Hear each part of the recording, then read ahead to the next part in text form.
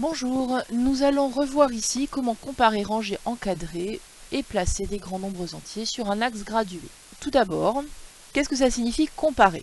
Comparer des nombres, ça signifie qu'on va dire lequel est le plus petit, lequel est le plus grand, ou alors s'ils sont égaux. On va donc utiliser les symboles, donc celui-ci pour dire inférieur à, celui-ci pour dire supérieur à, et celui-ci pour dire égal à. Donc attention, comparer, ça ne veut pas forcément dire que les deux nombres, il y en a un plus grand, un plus petit. Des fois, ils peuvent être égaux. Comment est-ce qu'on s'y prend? Eh bien, pour comparer des nombres entiers, on va comparer les chiffres qui ont la même valeur dans les nombres. On peut les installer, les mettre l'un en dessous de l'autre dans un tableau de numération pour s'aider ou à part si on est plus à l'aise. Par exemple, si nous voulons comparer 75 002 et 7800, eh bien, on peut utiliser notre tableau de numération. Nous voyons ici que dans la classe des unités simples, nous avons 2, que dans la classe des milliers, nous avons 75. Pour le deuxième nombre, nous voyons que nous avons pour les unités simples 800, et pour les milliers, nous avons 7. Quand on regarde notre nombre, on voit tout de suite que il y a 75 milliers, alors qu'ici nous n'avons que 7 milliers. Donc on voit bien que notre 75 002 est supérieur à 7 800. On va pouvoir donc écrire cela ainsi. 75 002 supérieur à 7 800. Maintenant nous voulons comparer ces deux nombres. Nous allons faire la même chose. Le premier nombre, nous avons donc dans la classe des unités simples, nous avons 230. Dans la classe des milliers, nous avons 456. Dans la classe des millions, nous avons 1 million. Dans la classe des unités simples, nous avons 253. Dans la classe des milliers, nous avons 455. Et dans la classe des millions, nous avons 1. Pour comparer les nombres, on va regarder, donc on va partir de la classe la plus grande, et nous allons regarder donc les valeurs de chacun des chiffres. Ici, nous avons une unité de million, une unité de million. Là, les deux valeurs sont égales. Nous passons donc au chiffre suivant. Nous avons 400 000 et 400 000. Nous passons donc au chiffre suivant. Nous avons 50 000 et 50 000. Nous passons donc au chiffre suivant. Et là, nous voyons que nous avons 6 unités de 1000, c'est-à-dire 6 000, alors que là, nous avons 5 000. Ainsi, 6 000 étant supérieur à 5 000, nous allons pouvoir écrire ici que le nombre 1 456 230 est supérieur au nombre 1 455 253. On peut aussi vous demander de ranger les nombres, donc c'est-à-dire pas deux nombres seulement, mais plusieurs nombres. À ce moment-là, il faut savoir déjà ce que signifie ranger dans l'ordre croissant. Ça veut dire qu'on va ranger du plus petit vers le plus grand. Ou alors, on peut vous demander de ranger dans l'ordre décroissant, c'est-à-dire cette fois-ci du plus grand vers le plus petit. Voyons ce que ça donne sur des exemples. On peut encore une fois utiliser le tableau de numération, mais on peut très bien aussi écrire sur un brouillon et aligner correctement nos chiffres. Voilà ce que ça donnerait sur votre cahier par exemple. Donc le premier c'est 490 263. Donc si on indique ici la classe des unités, nous allons avoir donc 263 unités, 490 milliers. Ensuite, 496 532, donc 532 unités, et 496 milliers. 480 263, ça veut dire qu'on a 263 unités, et ensuite 480. Nous allons donc maintenant les comparer en sachant qu'on veut chercher le plus petit pour le moment. Nous avons 400 000 pour les 3. Ici, nous avons 9 dizaines de mille, donc 90 000 pour les deux premiers. Comme ici, 80 000 c'est inférieur à 90 000, eh bien nous allons pouvoir dire que le plus petit des trois nombres est 480 263. Il est donc inférieur à. Nous allons maintenant, donc celui-ci, nous l'avons utilisé, nous allons continuer de comparer ces deux nombres. Ici, nous avons 0 unité de 1000 et 6 unités de 1000. Le 0 unité de 1000 est donc inférieur aux 6 unités de 1000. Ça veut dire que le deuxième nombre, ici, que nous allons écrire dans notre rangement, est donc 490 263. Il est donc inférieur au dernier qui est 496 532. Maintenant, si nous voulons ranger dans l'ordre décroissant, le nombre que nous allons chercher est le nombre qui est le plus grand. C'est lui qui va commencer.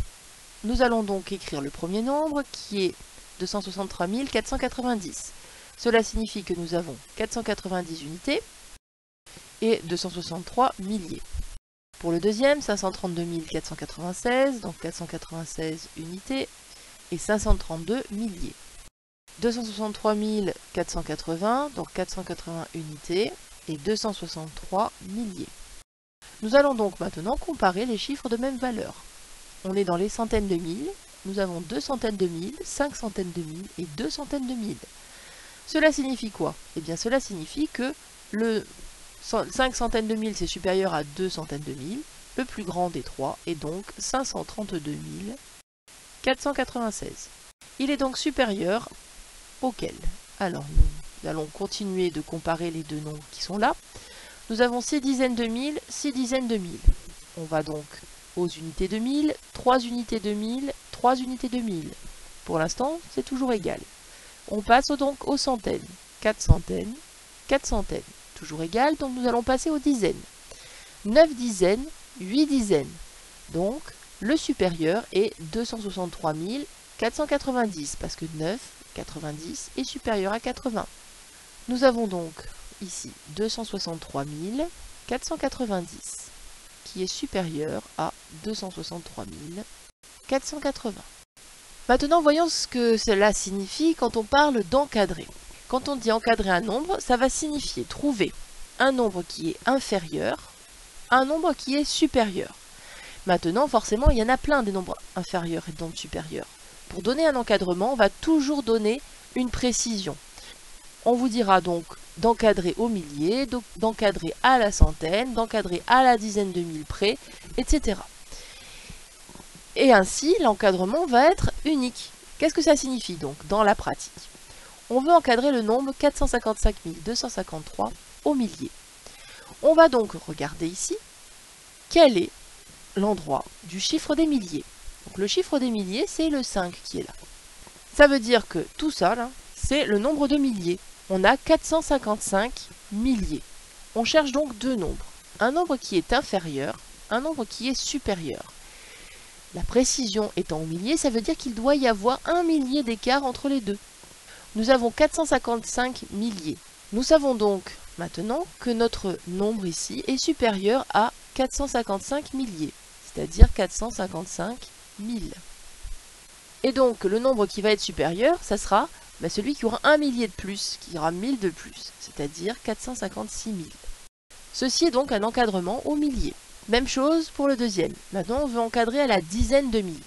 Donc on va chercher le chiffre des dizaines de mille. C'est le 5 qui est là. Donc combien y a-t-il de dizaines de mille? Eh bien, il y en a 45.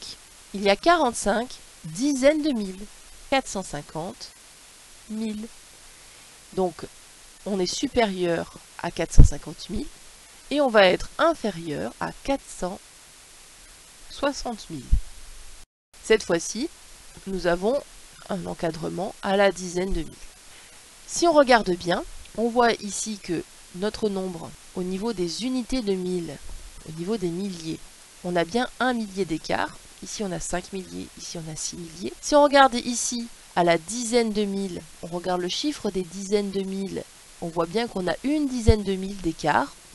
5 dizaines de mille, 50 000 et 60 000, on a bien rajouté une dizaine de mille, c'est-à-dire 10 000. Maintenant, regardons ce qui se passe si on veut repérer les nombres entiers sur un axe gradué. Alors, on a un axe gradué à partir du moment où on a un axe, c'est-à-dire une ligne droite, sur laquelle on reporte une graduation de manière régulière.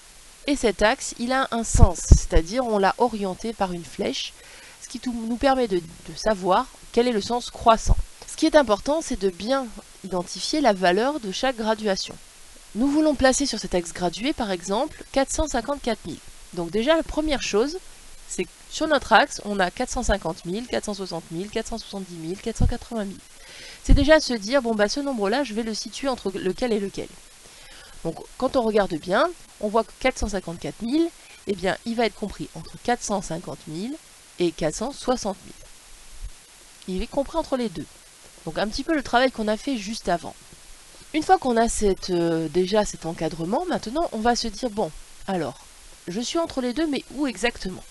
Je vois que ici, j'ai 10 000 d'écart entre 450 000 et 460 000. Ils sont partagés en 10 parts égales. Si ces 10 parts sont égales, ça veut dire que chaque part correspond à la même quantité.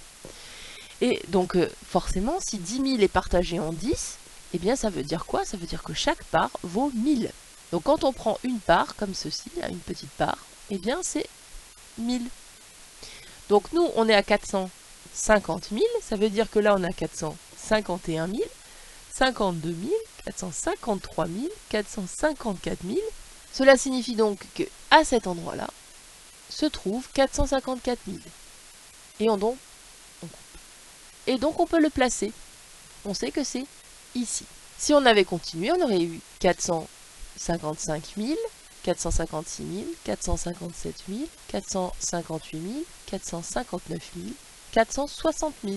Même chose pour 463 000. Si nous regardons 463 000, eh bien déjà, sur notre axe gradué, on voit qu'il va être compris entre 460 000 et 470 000. Maintenant, pour savoir où le placer exactement, eh bien, on va regarder, on est à 463 000. Ça veut dire qu'il faut rajouter 3 000 à 460. Eh bien, nous comptons donc 3 petites graduations et nous venons indiquer que ici se situe 463 000. Voilà, c'est terminé pour ce rappel.